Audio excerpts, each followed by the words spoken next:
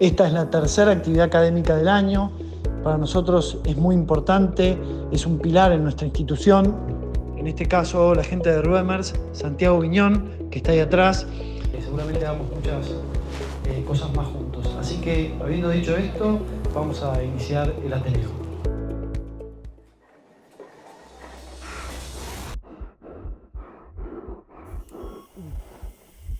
All right, what do we got? Just came in. Heart attack. 5'9", 300 pounds, 32 years old. How the hell does that happen?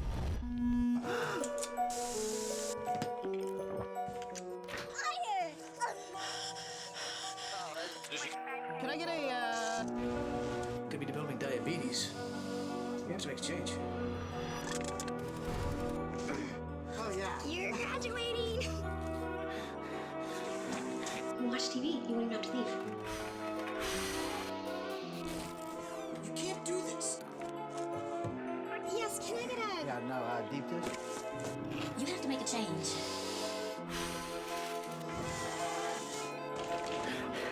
Good job, Jim. You got an A+.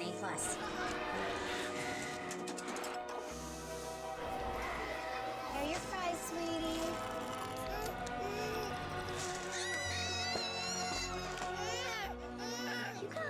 I still can't believe you give this child fresh ice. I know, but it's the only thing that'll make him stop. Bueno, buenas noches. Empezamos con un video un poquito crudo, pero real, ¿no? Es impactante, pero es la realidad que enfrentamos cuando abordamos este tema. Mi nombre, para los que no me conocen, es Emilio Montecchio. Yo soy cardiólogo de Quinet. Bueno, junto con José, que es nuestro clínico y subdirector, vamos a hablar del abordaje médico del paciente que padece obesidad, que vive con obesidad. Y tenemos el lujo de tener a una gran amiga, excelente cardióloga, ultrasonografista y una referente en el tema, la doctora Paola Harwicz. El tema de hoy, obviamente, que vamos a tratar es el tema de sobrepeso y obesidad.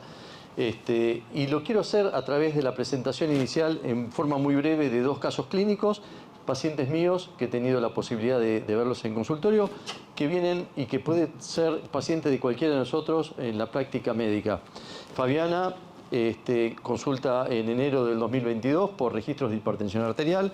Es una paciente de 55 años, docente, hacía actividad física casi 2 veces por semana, tenía como antecedentes colesterol elevado, tratada con rosuvastatina 20 miligramos, portadora de una enfermedad de Behçet, que se expresaba como úlceras en mucosa y en piel, tratada con colchicina, y referencia de una esteatosis hepática de grado moderado. Al examen físico al momento tenía 3 tomas de presión arterial de 140-80 milímetros de mercurio, estaba con un peso de 81 kilos 900, que para su talla le daba un índice de masa corporal de 32. El resto del examen físico no tenía ninguna particularidad y pusimos aquí como claves su hígado, su corazón y su presión arterial. Cuando me vine a la consulta, en forma inicial, se le solicita, un laboratorio que, como verán, tenía una glucemia dentro de valores normales, un perfil lipídico con metas aceptables para su condición cardiovascular, tiroides normal y ligera elevación de las enzimas hepáticas. Un Doppler cardíaco que nos mostraba algo de disfunción diastólica, pero con una estructura cardíaca normal y buena función contráctil, sin impacto vascular al menos en estudio de vasos de cuello, y una presurometría. Bueno, acá tenemos al doctor Leguardi, que es nuestro cardiólogo que informa la presurometría. No sé si alcanzás a ver, Javier. Pero me gustaría que hagas un comentario al respecto de esta presurometría. ¿Te hace generar alguna sospecha de algo en particular? Y esta señora que está con su... Primero le preguntaría si con el aparato pudo descansar, pudo dormir bien. Y bueno, claramente le preguntaría si hace ronquidos, hace apnea, y le pediría una poligrafía nocturna para estar dormido del sueño. Bien. Excelente, gracias, Javier. Bueno, se le solicitó una polisomnografía donde evidenció la presencia de SAOS de grado severo, con una saturación mínima de 83%, lo cual generó la indicación de colocación de CPAP. Voy a resumir ahora 3 años de esta paciente. Esto empezó en el 2022. Nos encontramos 3 años después con una paciente que había perdido el 20% de su peso inicial, pesaba 65 kilos, se encontraba normotensa sin tratamiento farmacológico, una polisomnografía que se le había solicitado a su neumonólogo que tenía SAOS leve, por lo cual se le había indicado suspender el tratamiento con CPAP, y una presurometría normal, con un laboratorio donde se ve una reducción de los niveles de LDL, pero persistencia todavía de las enzimas hepáticas elevadas. José, esto es desde una mirada cardiológica. ¿Vos como clínico le hubieras pedido algún estudio más? Principalmente, el paciente estaba bien evaluado, quizás algo que discutíamos era seguramente La evaluación cardiovascular, quizás, por ejemplo, estudios vasculares a nivel de miembros inferiores o Doppler de vasos de cuello puede ser complementario. La polisomnografía, por supuesto que es de alta sospecha que hay que pensar en SAOS en esta paciente. Y después, bueno, destaco la esteatosis hepática que está valorada, ¿no? Sebastián, viene al consultorio por primera vez como seguimiento de su cardiopatía isquémica en el año 2020. En ese entonces tenía 38 años. Tiene un evento coronario agudo, un síndrome coronario agudo, donde se le hace hemodinamia de urgencia y se diagnostica una oclusión proximal trombótica de la coronaria derecha y un ramo marginal agudo, por lo cual se le efectúa angioplastía. Cuando viene la consulta, obviamente, uno se asombra en primera instancia, lo joven del paciente, se le interroga, se dedicaba al comercio, sedentario, totalmente sedentario, muy estresado, no refería antecedentes previos del evento ni de hipertensión, ni de dislipemia, ni tabaquismo, no tenía antecedentes familiares y ya venía medicado con rosuvastatina, ezetimibe, aspirina y bisoprolol. Al examen físico estaba normotenso, con un peso de 111 kilos, con un índice de masa corporal de 38.7 y el resto del examen físico sin ninguna particularidad. Se solicitó estudios como para conocerlo un poquitito más y se encontró un laboratorio con una disglucemia, una glucemia basal alterada, 119, con una hiperinsulinemia de 33, un perfil lipídico aceptable para su condición, excepto la hipertrigliceridemia, con LPA normal. Sabemos que el LPA es un marcador pronóstico y que nos habla un poco de su genética. Tiroides normal, hiperuricemia y también elevación de las cifras hepáticas, de las enzimas hepáticas. Toples vasculares de miembros inferiores, base de cuello, no tenía placa y un ECO3 sin isquemia. Como es un paciente que atendí recientemente, me faltan algunos datos, le pedí una polisomnografía del cual no dispongo, pero quiero abrir acá el tema y dejar esto como una inquietud, si, digamos, este evento que tuvo el paciente, qué responsabilidad tiene su obesidad, ¿no es cierto? Bueno, nos metemos de pleno en la enfermedad y hoy, desde hace ya unas décadas, la obesidad está definida como una enfermedad porque sabemos que deteriora la calidad y la expectativa de vida. Sabemos que en estas últimas 4 décadas la incidencia a nivel mundial se ha duplicado y cuando miramos un poquito más de cerca a la Argentina, 7 de cada 10 pacientes tienen sobrepeso u obesidad. Es decir, es un valor alarmante realmente. Los datos de UNICEF nos hablan que entre niños y adolescentes la obesidad está presente en un 36,5%. Y la Argentina ocupa el tercer país dentro de Sudamérica en incidencia de sobrepeso y obesidad. Datos realmente muy fuertes y más allá de la cuestión de salud, cuando uno esto lo valora desde otro aspecto socioeconómico, es decir, también tiene un impacto elevadísimo la obesidad. Se calcula que de no haber medidas al respecto para resolver esto, los costos a nivel mundial se alcanzarían los 3 billones para el año 2030 y una cifra superior a los 18 billones de dólares para el 2060. Y esto creo que es un primer comentario que debe surgir porque en los últimos años han avanzado muchas terapéuticas y las empresas farmacológicas han avanzado mucho en el tratamiento de la hipertensión, de la dislipemia. Hubo muchas campañas en contra del tabaco y se ha logrado mejorar muchos aspectos al respecto, pero me parece que la obesidad sigue siendo algo que tenemos pendiente. Yo quisiera que levanten la mano cuántos de nosotros los que estamos aquí presentes pesamos a nuestros pacientes por primera vez en el consultorio. Sí, podemos poner un 50%, un 40%. Y de los que pesamos por primera vez a nuestros pacientes, ¿cuántos hacemos seguimiento de ese peso a lo largo de las consultas? Pocos. Es decir, Pregunta cuánto mide la cintura. Y bueno, sí, de acá la doctora Harwicks aporta cuánto medimos la cintura. No levante yo la mano tampoco, no la miro. Es estigmatizante. Ahora vamos a hablar de eso justamente. Por definición, habitualmente todos pensamos que la obesidad es el aumento de grasa corporal, o es la definición que tenemos desde hace mucho tiempo.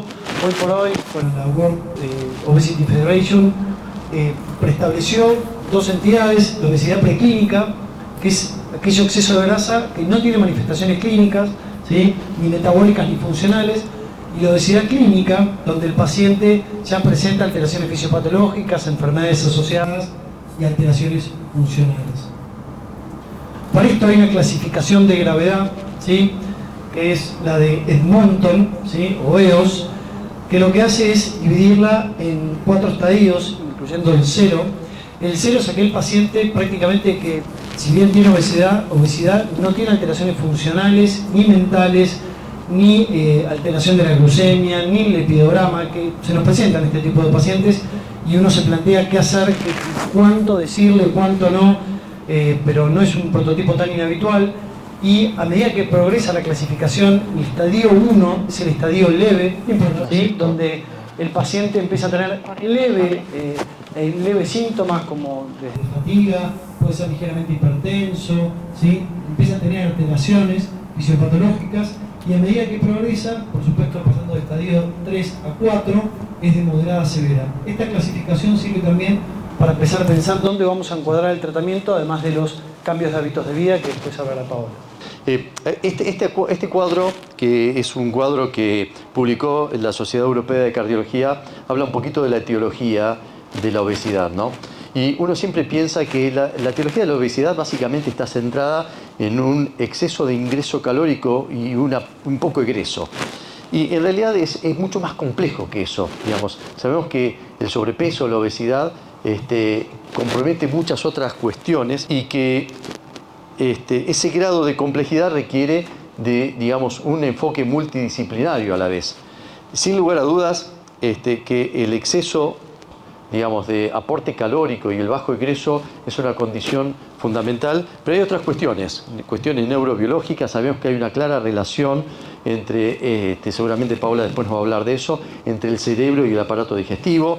Hay cuestiones genéticas también que favorecen el desarrollo de la obesidad.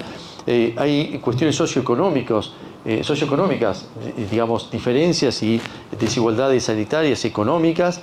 Factores psicológicos, el estrés y la angustia favorecen el desarrollo también de obesidad. Y acá hay un quinto, o un sexto, mejor dicho, ítem que aporté yo, que nos figuraba en la guía, que son los farmacológicos. Sabemos que hay muchos fármacos también que promueven aumento del apetito y ganancia de peso, como ser antidepresivos, corticoides. El tema es que cuando uno ve entrar al paciente al consultorio, digamos, rápidamente define, este paciente tiene sobrepeso o está en peso adecuado, ¿no? Pero yo quería preguntarte, José, ¿cuál es, a tu criterio o al criterio también de Paula, cuál es el mejor marcador e indicador para definir obesidad y qué deberíamos tomar en cuenta?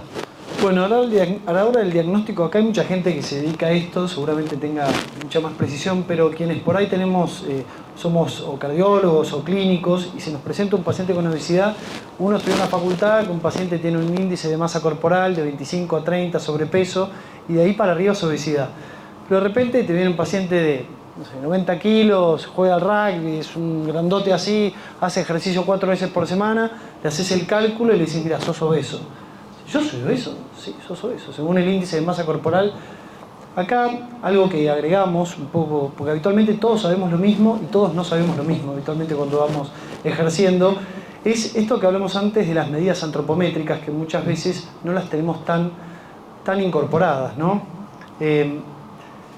Alguien decía, si medir un paciente, pesar un paciente, muchas veces lo omitimos, y el seguimiento también, pero medir un paciente es muy simple, lo podemos hacer en cualquier consultorio, necesitamos solo de un centímetro, y ahí vemos el perímetro de cintura, ¿sí?, que es un indicador indirecto de grasa visceral, que marca el riesgo cardiometabólico, y tiene que ser mayor de 102 centímetros en hombres, en mujeres en 88, el índice cintura-cadera, ¿sí?, que mayor de 0,85 en mujeres y mayor de 0,90 en varones, habla de mayor riesgo cardiometabólico, y también el índice de cintura-talla, que si es mayor a 0,5 ya nos habla de que tenemos un paciente de riesgo.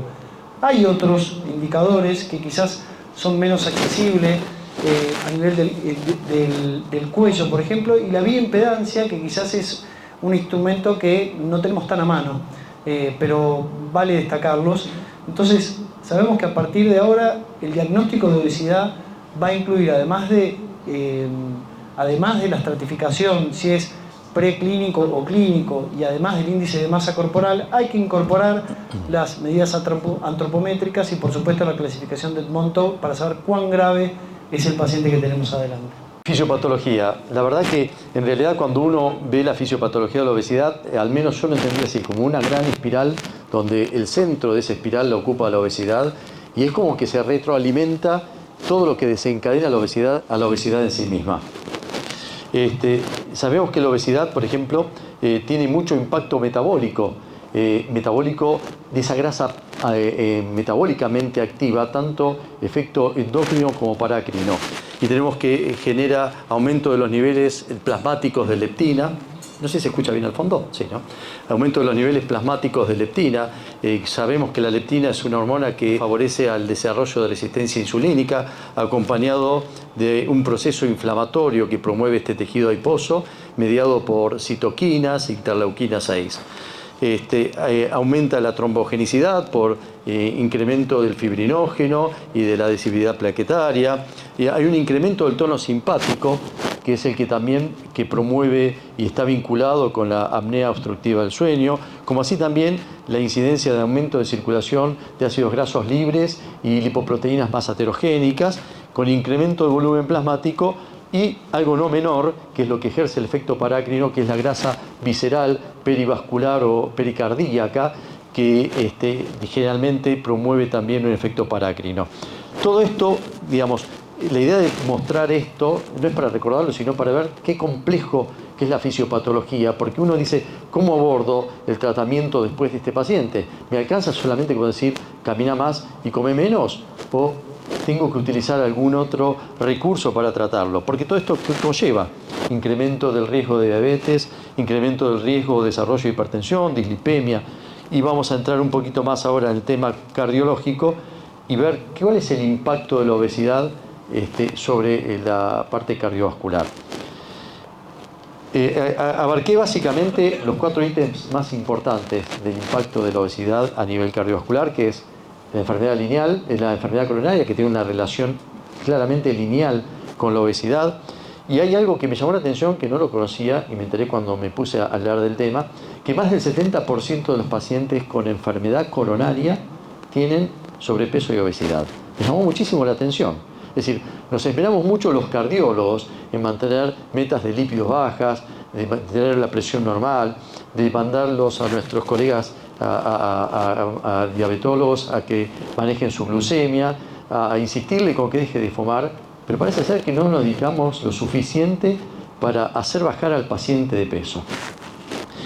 Obviamente en la génesis de esta enfermedad coronaria se aparecen todos estos factores que mencionamos recién: el tono simpático, el aumento de los ácidos grasos libres, las lipoproteínas aterogénicas y el estado protrombótico, como parecería ser el caso de nuestro último paciente. Obviamente está muy vinculada también la presencia de arritmias. La fibrilación auricular está 50 veces más presente que en los pacientes no obesos, y la incidencia de muerte súbita por arritmia ventricular, que hay una clara correlación entre el QT medido y la incidencia de arritmia ventricular y muerte súbita en pacientes obesos. El desarrollo de insuficiencia cardíaca. Los pacientes obesos duplican el riesgo de desarrollar insuficiencia cardíaca, y básicamente lo hacen por incremento o por el desarrollo, de disfunción diastólica. Hay mayor fibrosis miocárdica y hay infiltración grasa del miocardio, que es lo que justificaría después los que hacemos ecocardiografía, algunos aspectos ecocardiográficos.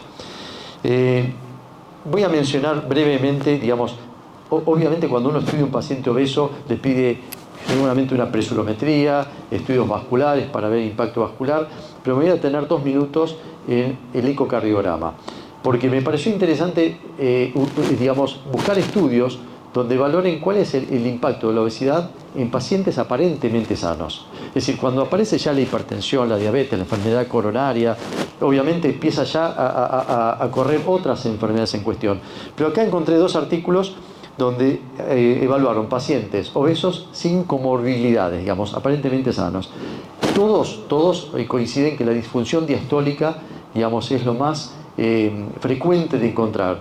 Pero artículos más recientes encontraron aumento del tamaño de la aurícula izquierda, uno de los datos, y aumento de la masa ventricular, aumento del espesor septal, ¿sí?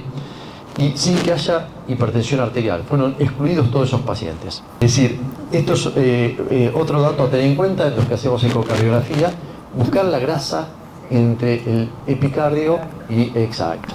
Esta línea que vemos acá entre el epicardio y el pericardio es infiltración grasa. Y es esa justamente la que tiene efecto parácrino y tiene también efecto metabólico. En México hay una alta incidencia de obesidad y es uno de los pocos lugares donde encontré que estudiaron, seguramente Paula me va a agregar alguno más después, estudio en niños y adolescentes. ¿Cuál es el impacto de la obesidad en chicos sanos, pero con sobrepeso?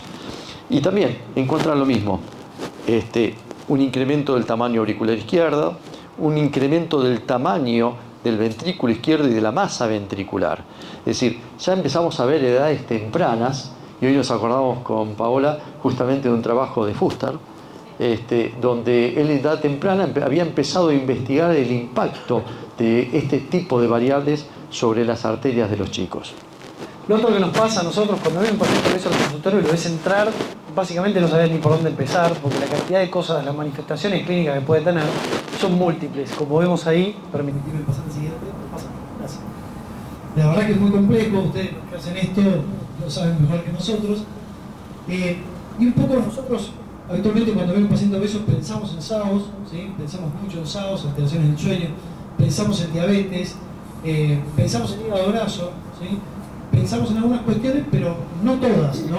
Y cuando uno empieza a revisar la cantidad de manifestaciones clínicas que tienen estos pacientes, desde dislipemia, hígado graso, ovario poliquístico, hiperuricemia, gastrointestinales por reflujo, funcionales osteoartritis, que los limita mucho a los pacientes, infertilidad, amenorrea, dermatológicas, acantosis nigricans, como representación de la resistencia a la insulina, intertrigo, insultismo, depresión, ansiedad, absolutamente subestimada por nosotros, y por supuesto también mayor riesgo oncológico. Fíjense que son un montón. Es imposible decir, bueno, ¿cómo hago para...? El abordaje es multidisciplinario, eso lo tenemos que tener muy claro. Si no entendemos eso, es muy difícil ayudar al paciente, ¿sí? Uno como clínico, como quien recibe, por supuesto uno le va a pedir estudios de laboratorio, poligrafía, el screening de hígado graso, que en realidad el fibroscan es una herramienta espectacular. Nosotros acá tenemos, pero tenemos a veces, es difícil la cobertura y demás, pero si no, una ecografía hepática, por supuesto, Doppler cardíaco, Doppler de vaso del cuello, veíamos si profundizar en estudios vasculares de miembros inferiores, ¿sí?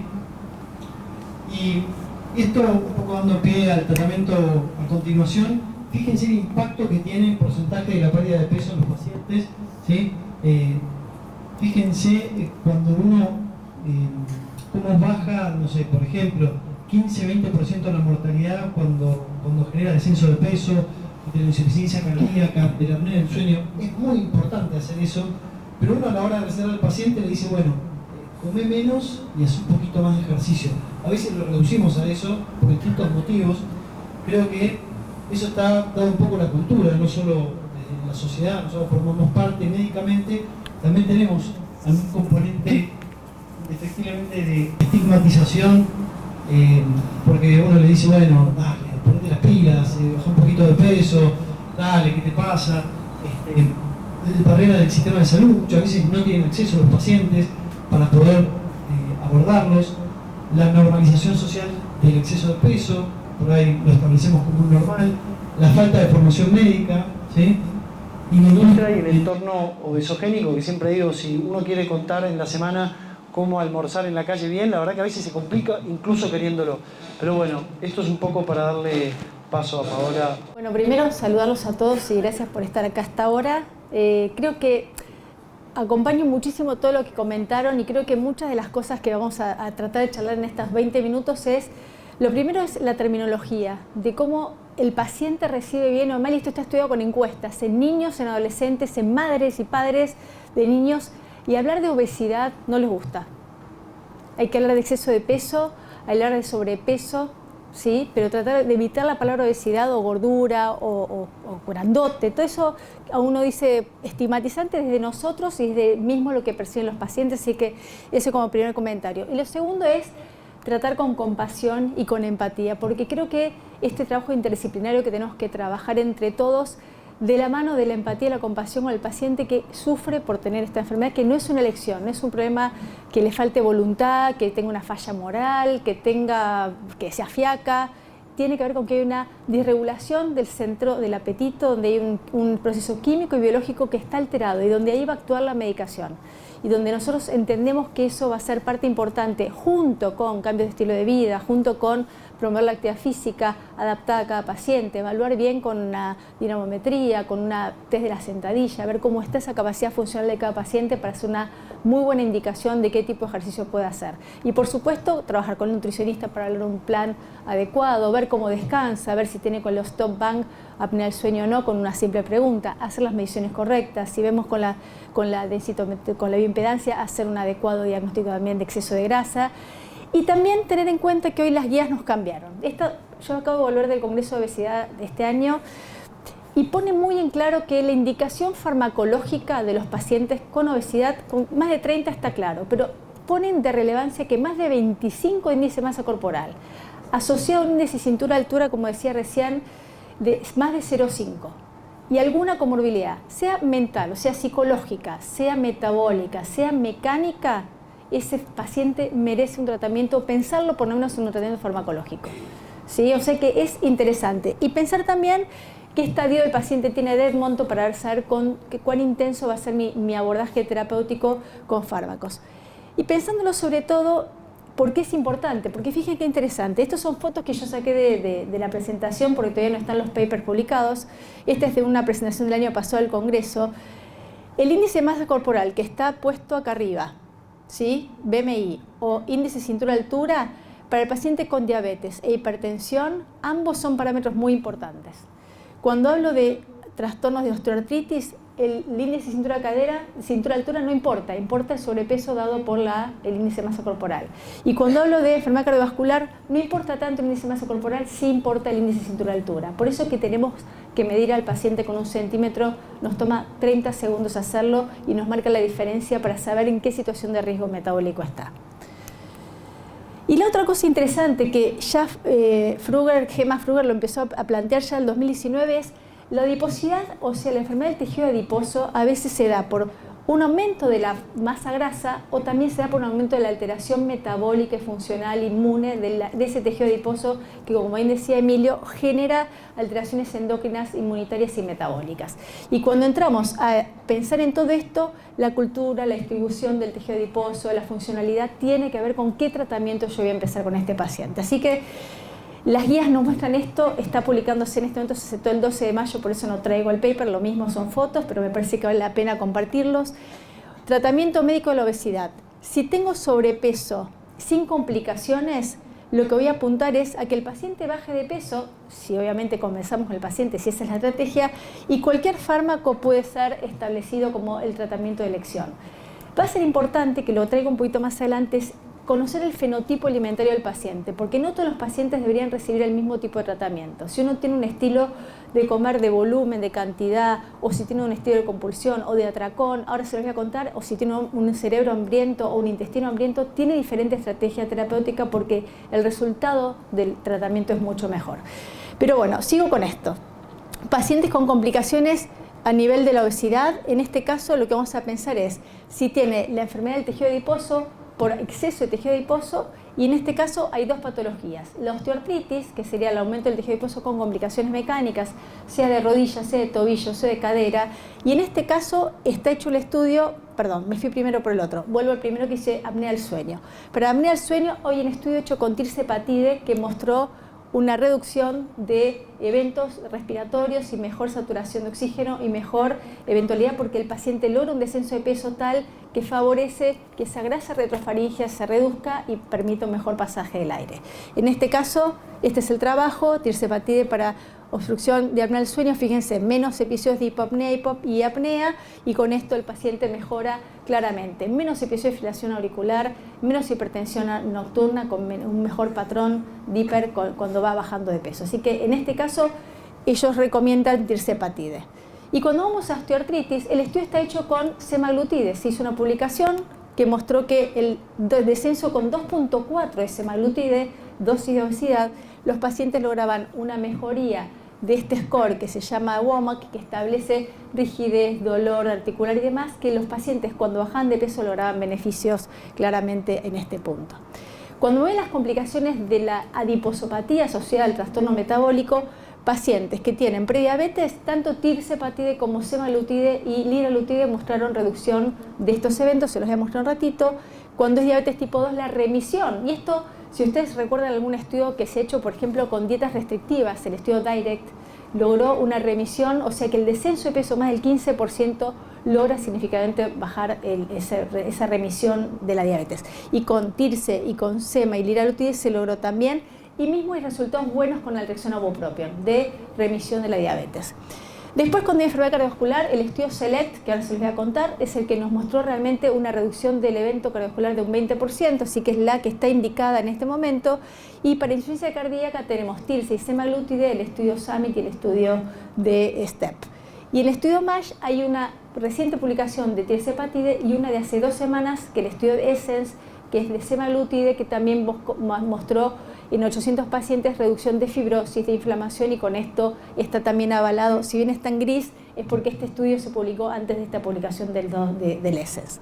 Así que este es el estudio con semaglutide. Fíjense, lo que baja acá es fibrosis y acá baja la esteatohepatitis. Y claramente con sema, que está en naranja, se ve una reducción del componente histológico, y está siguiendo el estudio que tiene que ver con la resolución clínica de estos pacientes con mejorías clínicas, que va a faltar un par de años. Y el SUMMIT de IC con preservada, recordemos que el paciente con obesidad, a medida que aumenta el índice de masa corporal, aumenta la probabilidad de que tenga insuficiencia cardíaca con preservada, y que generalmente la subdiagnosticamos, porque no preguntamos si hay disnea, si se agita, si tiene hinchazón, si edemas.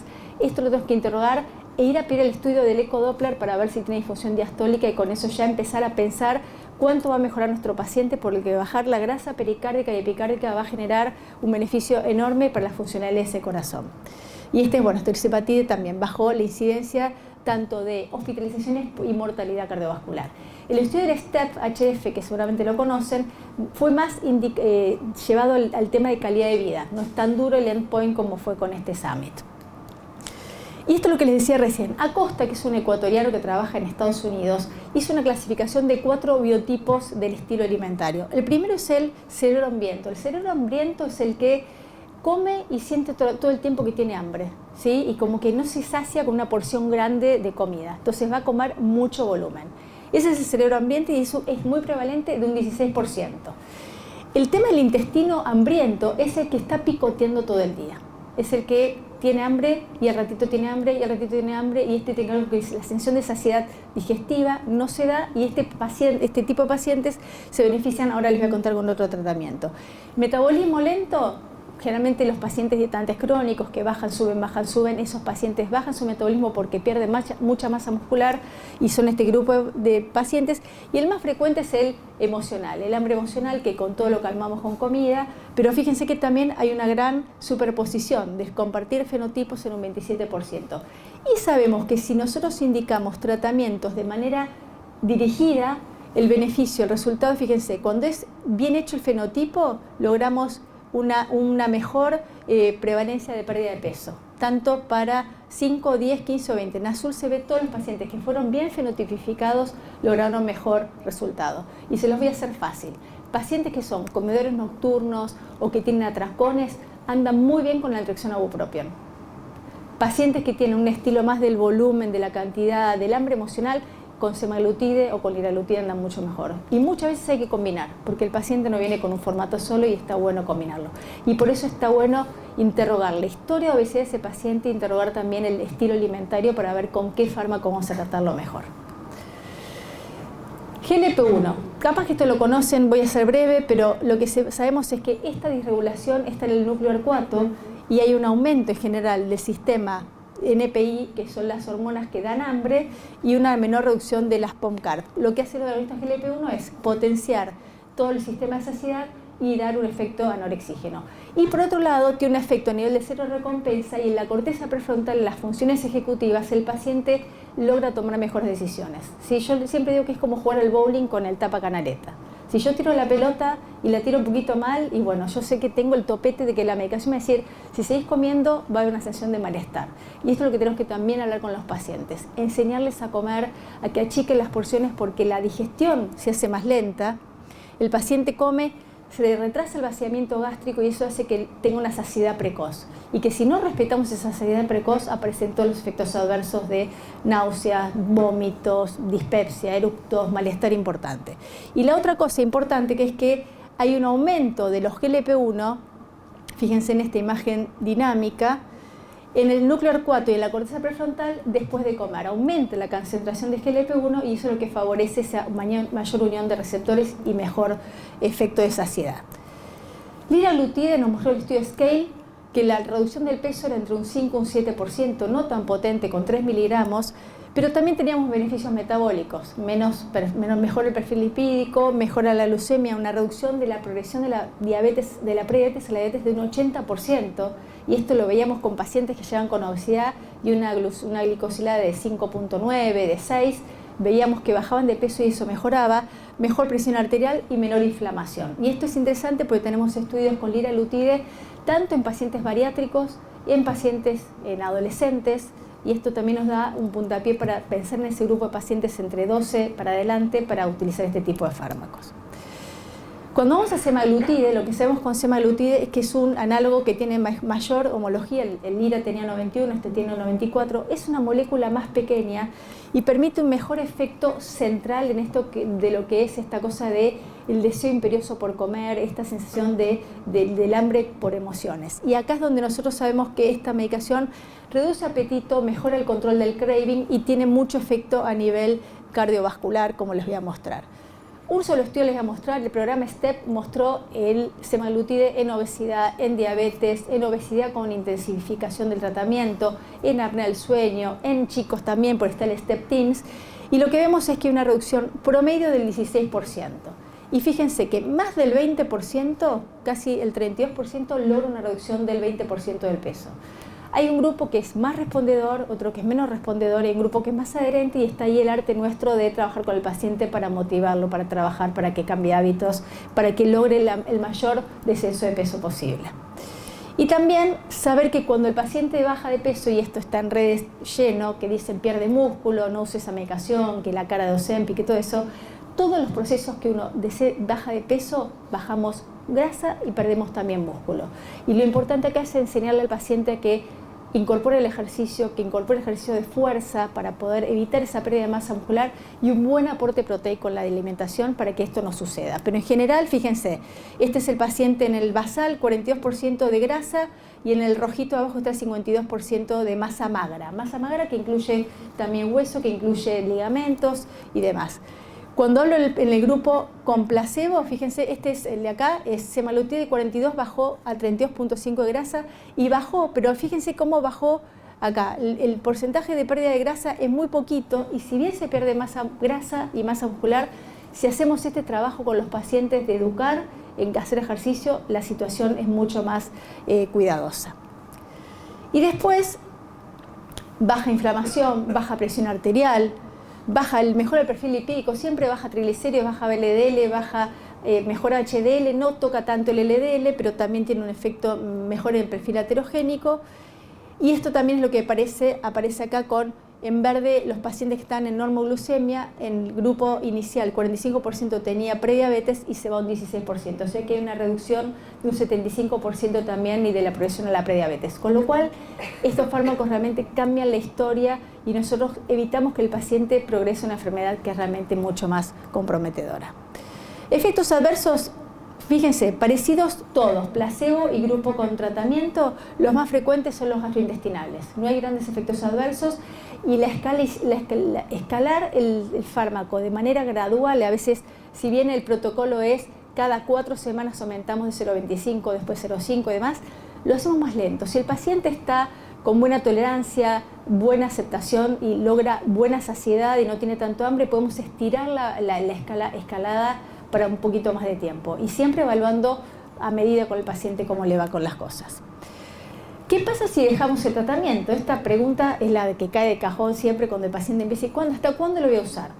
Dijimos que la obesidad es una enfermedad crónica, multifactorial, recidivante. Este tratamiento de una obesidad es lo mismo que yo le dijera a un paciente que tiene un hipotiroidismo. A los endocrinólogos le pregunto cuántas veces le dicen al paciente: le voy a dar levotiroxina porque está hipotiroidea y se la voy a sacar en 3 meses porque ahí se va a curar. Es lo mismo. Aquí hay una alteración biológica y química en nuestro cerebro que apunta a que tengamos que usar un tratamiento farmacológico en algunos pacientes, y si sacamos el medicamento, acá se ve, a las 20 semanas de running de fármacos que bajaron 10%, a la mitad le tocó placebo, al resto le tocó con tratamiento, ganancia de peso. Y no es que tiene un efecto rebote, es que no funciona el tratamiento si no lo tenemos en el sistema. Es como sacar el antihipertensivo, es como sacar la levotiroxina, es como sacar la medicación para la psoriasis. Entonces, en este concepto es difícil porque nosotros venimos de una historia de que los fármacos para obesidad eran malísimos porque eran anfetaminas, porque eran medicamentos que se fueron sacando del mercado, rimonabant, sibutramina, todos generaban efectos adversos. Hoy tenemos, por aprobación por FDA, por ANMAT, por EMA, fármacos que son seguros y que tienen mucha evidencia científica y con perfil de seguridad muy bien estudiado. El STEP 5, fíjense, esto también lo mismo. Acá, seguimiento a 2 años. Lo mismo, logramos un plató. El paciente llega a un momento que deja de bajar de peso. Y esto también hay que hablarlo con el paciente, porque hay pacientes que llegan y quieren empezar como cuando se casaron, y eso no es posible. Entonces, salir del peso posible en lugar del peso ideal, eso es real y nos pasa todo el tiempo. Y trabajar con que, bueno, hay una capacidad de un set point que el paciente va a lograr, pero a veces no podemos llegar a un lugar tan lejano. Y acá juegan en contra esto, decimos, no es tan simple como calorías más y más actividad física, pero sí hay una alteración que se da biológica en nuestro cuerpo, que es cuando yo bajo de peso, sobre todo el tetante crónico, van a empezar a aumentar las hormonas orexígenas, va a aumentar la grelina, va a empezar a aumentar el NPI y van a bajar las anorexígenas. Y este cambio de metabólico es lo que genera que el paciente tenga más tendencia a ganar de peso. Por eso que decimos que es una enfermedad recidivante, pero es una lucha constante. Y bueno, y para contarles rápidamente, porque nos vamos con el tiempo, el SELECT es un estudio que incluyó pacientes sin diabetes, más de 45 años y con una salvedad. Tenían que tener historia o de un stent, o de un infarto, o de una ACV, de una enfermedad arterial periférica, o sea, pacientes muy comprometidos. ¿Cuántos pacientes? 17.000 pacientes en todo el mundo, 40 sitios, y lo que se evaluó en pacientes que no tenían diabetes era la reducción del peso, pero también reducción de eventos cardiovasculares, digamos el MACE, que es muerte, infarto o ACV, muerte general, cardiovascular, y como endpoint secundario, y que dice acá confirmatorio, primero estaba la muerte cardiovascular, luego insuficiencia cardíaca y luego también mortalidad por todas las causas. El estudio que demostró en la etapa que se rodó, que fue durante la pandemia, porque empezó antes de la pandemia y transcurrió. Estas son las características, fíjense, 33 de índice de masa promedio, glicosilada con prediabetes un 66%, o sea que un grupo importante con prediabetes. Lo que se vio es que había una reducción del 20% de los eventos del MACE combinado, o sea que fue un MACE con una reducción significativa, pero la mortalidad por todas las causas dio 0,85 con un intervalo de confianza entre 0,71 y 1,01, con lo cual no fue significativo, y los endpoints secundarios confirmatorios al primero no ser significativo, los siguientes, por más que dieron por debajo del 1 la reducción del 2,18% de IC y de muerte cardiovascular y muertes por todas las causas, no fue significativo. Pero lo que sí es importante acá es remarcar 2 cosas. Uno, la separación temprana. Algo sucede con esta medicación que va más allá del descenso de peso, porque empezamos a ver diferencias notorias al inicio del tratamiento. O sea que GLP-1 tiene un efecto a nivel endotelial, a nivel arterial, a nivel muscular, cardíaco, que es diferente, lo que va generando un beneficio cardiovascular tan importante como lo que vimos acá. Y una reducción del 1,5 absoluta con un NT de 67 que, comparándolos con los estudios con diabetes, es muy parecida al NT de 65. Y esto es lo que decía recién. Y esto les quiero mostrar para que vean. Acá fue el COVID. en este momento que uno dice la causa de muerte, habitualmente uno pone cardiovascular porque termina siendo un paro cardiorrespiratorio y de causa cardiovascular, ¿cuántas muertes se habrán confundido que la causa real no haya sido realmente cardiovascular? Y por eso creo que las curvas, si bien empezaron separadas, acá se unieron y se volvieron a separar después. Por eso estamos esperando también el estudio con tirzepatide, que falta todavía un par de años, porque seguramente va a ser otro trabajo que en otro contexto también va a dar mucho mejor. Bien, y esto, más allá de bajar o no bajar de peso, los pacientes bajaron sus eventos cardiovasculares. O sea que no importa si bajó más del 5 o menos del 5, la P interacción fue menor de 0.05. Y esto también, mejoría de la glicosilada, esto lo mostré recién, mejoría metabólica, presión, PCR, triglicéridos, glucemia, todo vemos mejoría significativa. Efectos adversos, fíjense que los efectos adversos más importantes fueron los gastrointestinales, acá están, ¿sí? Pero no es muy diferente entre el grupo con placebo y el grupo con semaglutide. Tampoco hay más cáncer de páncreas, tampoco hay más riesgo de cáncer de tiroides, hay más colecistitis, puede haber un poco más porque el efecto del descenso de peso per se es lo que genera una modificación de la estructura de las sales biliares y eso favorece.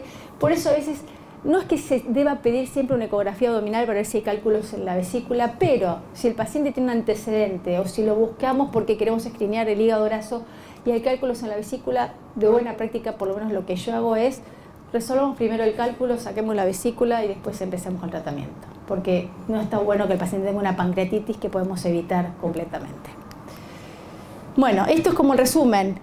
El scale, 8% baja de peso, 70% la paciente vuelve a la normoglucemia, con el STEP 14%, 16% te diría, 20% con el tirzepatide. Así que me voy a meter de cabeza tirzepatide.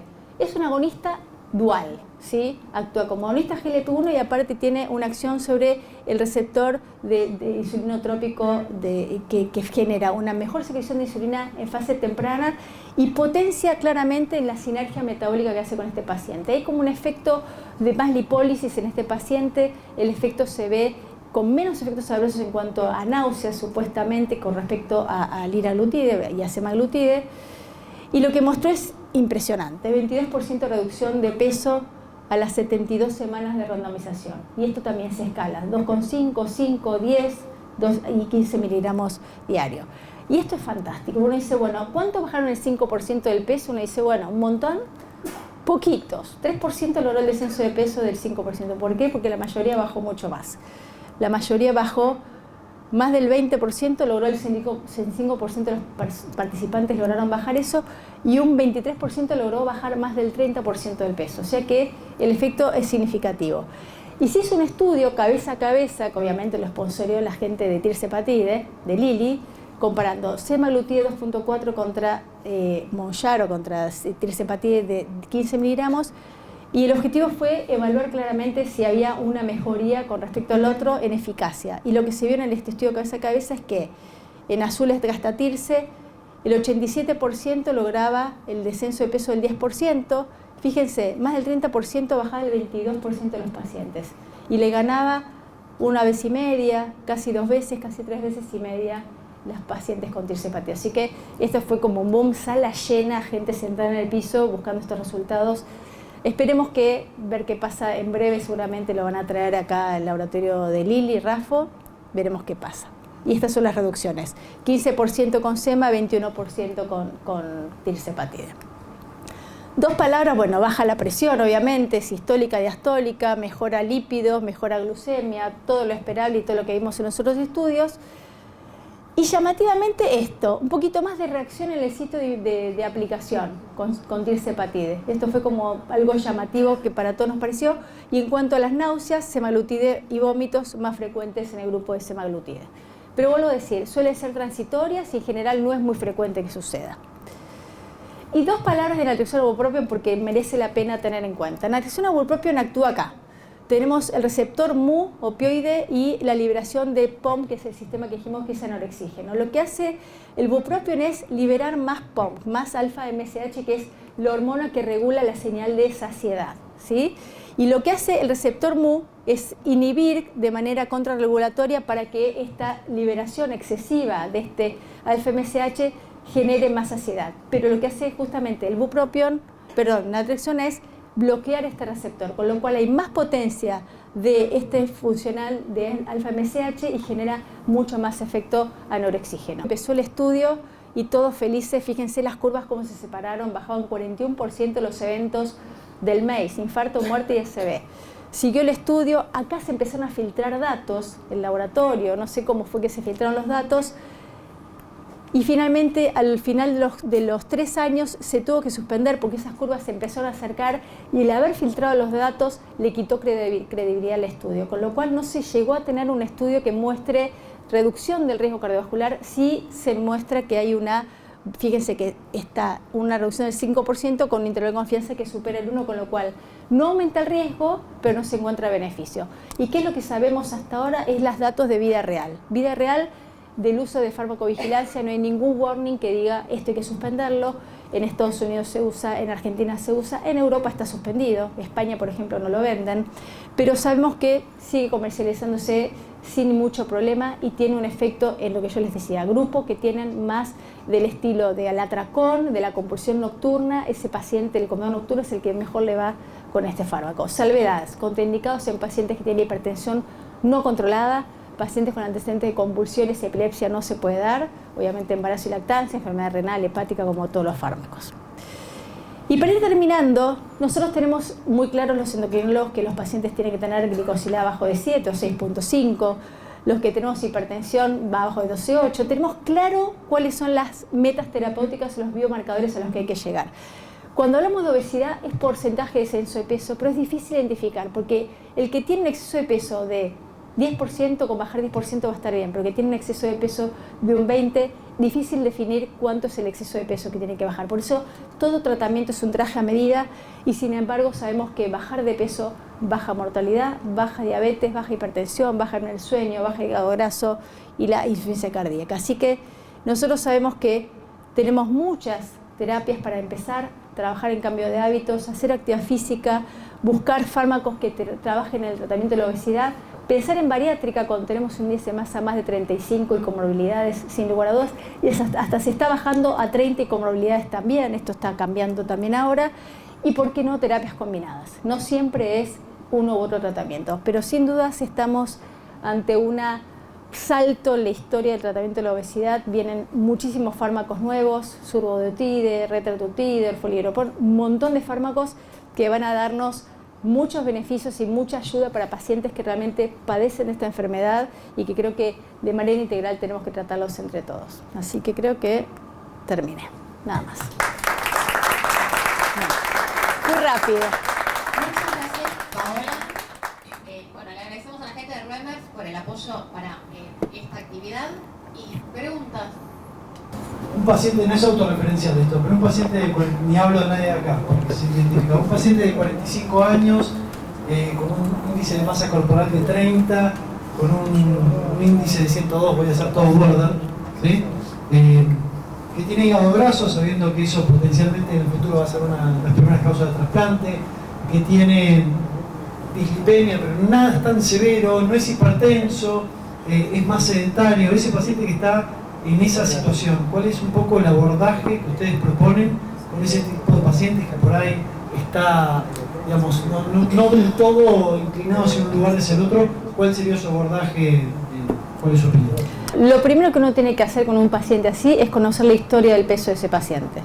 Si un paciente viene desde la adolescencia y tiene 43, luchando toda su vida con exceso de peso y ganando, perdiendo porque hizo muchos caminos, ese paciente, yo creo que obviamente conversando con intención del paciente hacer un cambio, porque esto también es muy importante, es como cuando uno quiere dejar de fumar, hay que negociar si hay realmente intención de hacer ese cambio.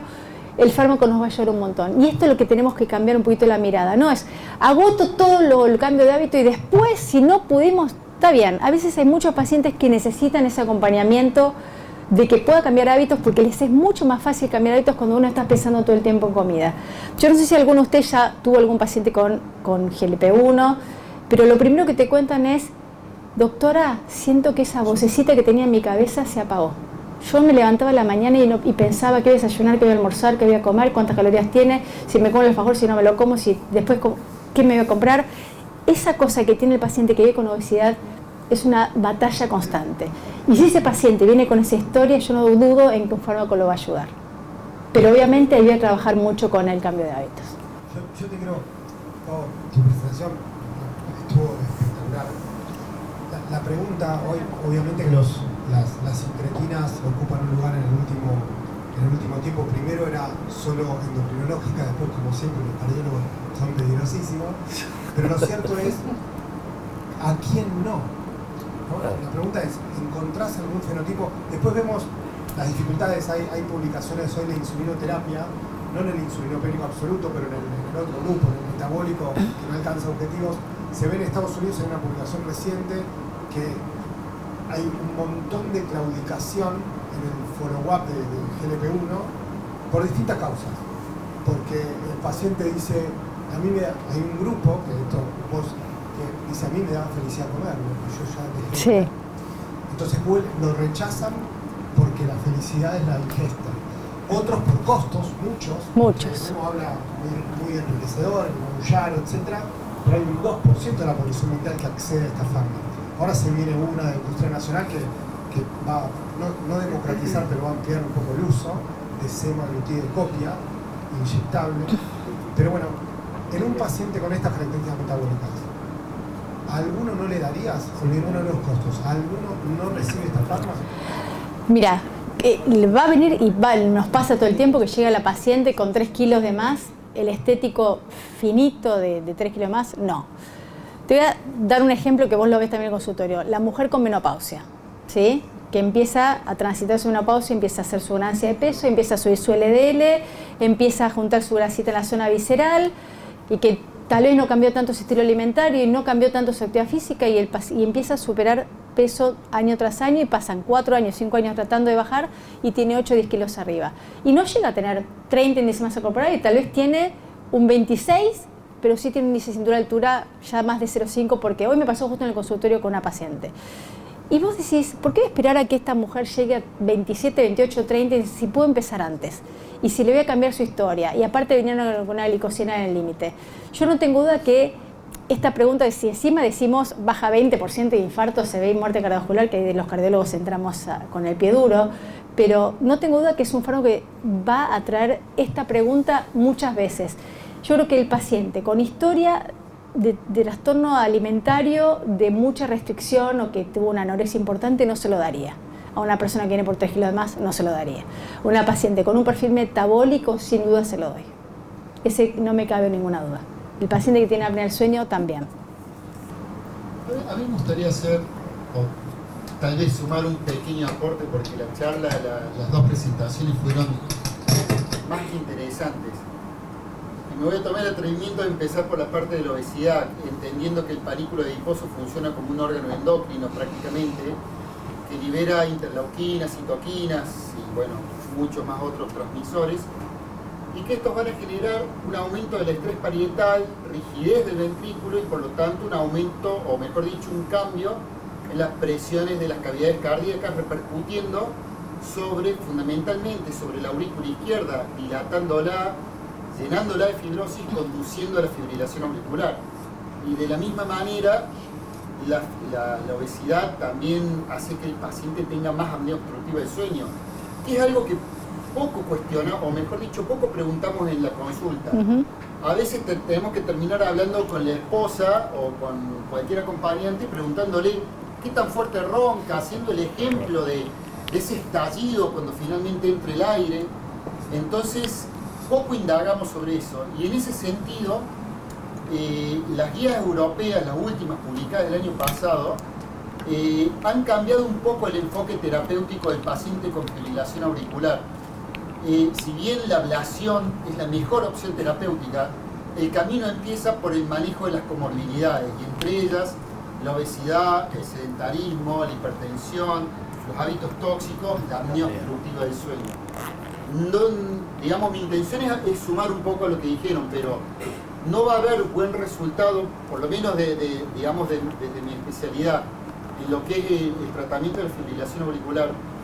No hay buen resultado si no nos enfocamos en las comorbilidades, si no planteamos, digamos, objetivos que sean fáciles de alcanzar para el paciente, no unas locuras como lo que planteaste recién, Doc, de alcanzar el peso cuando tenía 25 años. No, no, Total. objetivos reales, alcanzables, el tratamiento de las enfermedades respiratorias crónicas, de la apnea obstructiva del sueño, a la par de que tratamos también de lograr un buen control de ritmo, una medicación adecuada, todo eso. La verdad que la presentación que hicieron fue increíble. Te voy a sumar una cosita más que tal vez no me acuerdo bien el autor, pero hay una menor recurrencia de fibrilación auricular en los pacientes que logran bajar de peso y con agonista GLP-1. Si no corrijo todo lo demás, por más que haga el tratamiento que haga, la arritmia, fuera cual fuera este sentido de la fibrilación, va a persistir o recurrir. Pau, yo te pregunto por semaglutide bioral. Sí. A ver, semaglutide bioral supuestamente está autorizada para diabetes, igual que sema Ozempic, que está para diabetes, y la estamos usando off-label porque los pacientes, nada, sabemos que genera un efecto. No es tan potente. Tenemos pacientes que son naif de tratamiento, tienen una inicial buena respuesta, pero con dosis más altas, hay que llegar a 7 o 14 miligramos para ver un efecto de saciedad, y lo que todavía no tengo, porque no me pasó de tener pacientes con diabetes, capaz que vos tenés, Adri, de cómo mejoró la parte metabólica, si logramos una mejoría o no con el impacto metabólico en la glicosilada en pacientes con la semaglutide oral. No lo conozco, pero la realidad es que el efecto supuestamente de 14 miligramos es similar a 0,5 de la inyectable. O sea que no es tan potente, recordando que para obesidad es 2,4. Y muchas veces los pacientes que con semaglutide hoy, hasta que llegue Wegovy, estamos usando semaglutide y usamos dosis más altas para lograr ese efecto, entendiendo que es verdad que uno va a tratar de progresar de acuerdo al bolsillo del paciente y a cómo la puede escalar según la tolerancia, pero la realidad es que las dosis más efectivas son las dosis completas. Iba a decir otra cosa, pero respecto a lo que dijo Agus, al menos en mi escasa experiencia con semaglutide bioral, también vi más intolerancia gastrointestinal con el oral que con el inyectable. Sí. Sí, ¿qué pasó? Es un poquito más, sí, pero sobre todo porque una cosa es una aplicación semanal y la otra es la ingesta, que a veces la parte digestiva de acidez y demás, eso puede jugar en contra, pero sí. Tiene muchos requisitos, tiene que tener determinada cantidad de líquido. Sí, se tiene que tomar con muy poca agua, con 3-4 sorbitos, esperar media hora y se toma primerita, antes que la levotiroxina, antes que el omeprazol y eso. A veces se le dice a los pacientes que tomen el omeprazol a la noche o el protector gástrico a la noche, y eso con primero. Y sí sugiero siempre chequear el perfil de TSH para ver si hubo algún impacto en la absorción de la levotiroxina. Yo lo que iba a comentar, Adri, vos recién decías la cantidad de pacientes que se está viendo que abandonan el tratamiento porque realmente disfrutan de comer y demás. Es algo que también se ve no solo con GLP-1, sino con pacientes de cirugía bariátrica, sí, que se deprimen por múltiples aspectos, o porque realmente ellos disfrutaban el salir a comer, la comida, lo grupal, lo social, o incluso porque se desconocen de sus propios cuerpos cuando tienen un descenso de peso muy abrupto. Y me parece importante siempre remarcar el acompañar, y más en los pacientes que es muy frecuente el hambre emocional, el acompañar todo tratamiento de obesidad con terapia. Sí, fundamental, y también cambiar este esquema que venimos escuchando y que salen en las revistas, en los diarios, en lo de la vecina que cuenta, de la dieta restrictiva, donde el placer no forma parte de toda esta historia. Y si no contamos con placer, seguramente esto no va a ser a largo plazo. Entonces, trabajar digamos, yo siempre digo, legalizar lo dulce o lo salado, lo que más te guste lo legalizamos en un momento adecuado, eligiéndolo despacio, con pequeñas porciones. Hablar mucho de que evitemos las grasas a la hora de comer, porque cuando vos comes grasas, el GLP-1 retrasa el vacío gástrico y enlentece ese pasaje de comida, y la grasa lo empeora. Entonces ahí van a aparecer los efectos adversos de las náuseas, mucho más de riesgo de diarrea. Entonces ahí el paciente como que también abandonan porque no hay un buen acompañamiento en cuanto a la indicación. Por eso yo siempre digo, están todos los laboratorios atrás de los médicos para que todos traten de prescribir, clínicos, cardiólogos, endocrinólogos, traumatólogos, ginecólogos, dermatólogos, todos.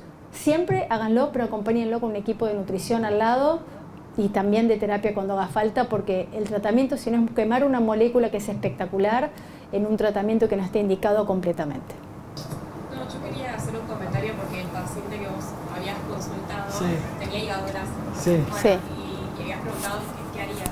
En ese paciente semaglutide, por ejemplo, el EPO1 tuvieron muy buena respuesta, sobre todo porque el descenso de peso, digamos, lo que más mejora el hígado graso. Entonces también que tengan en cuenta que cuando tienen un paciente con obesidad de pensar en el hígado graso, que como dijiste vos, nosotros tenemos en el actógrafo. Acá en Kinet no hay problema mucho con el tema de la derivación, se lo hacemos igual. Así que si tienen pacientes que nos manden... Te lo voy a mandar todos. Sí. Cuidado. Para poder estudiárselo, porque bueno, hemos tenido, bueno, aún sabe, muchísimas sorpresas. Pacientes generalmente con hepatogramas normales. Eso. Con mucha estenosis hepática e incluso fibrosis. Así que eso es muy importante en el paciente con obesidad, con diabetes, incluso con sobrepeso, incluso con dislipemia. Así que si tienen pacientes, mándenlo porque se lo hacemos. Espectacular. Bueno, muchas gracias a todos, a Pablo, Emilio, sobre todo a todos los que vienen acá hasta ahora. Gracias genuinamente por acompañarnos, espero que les haya servido, gracias a Ruemers. Y siguiendo la línea de la charla, vamos a comer ultraprocesados.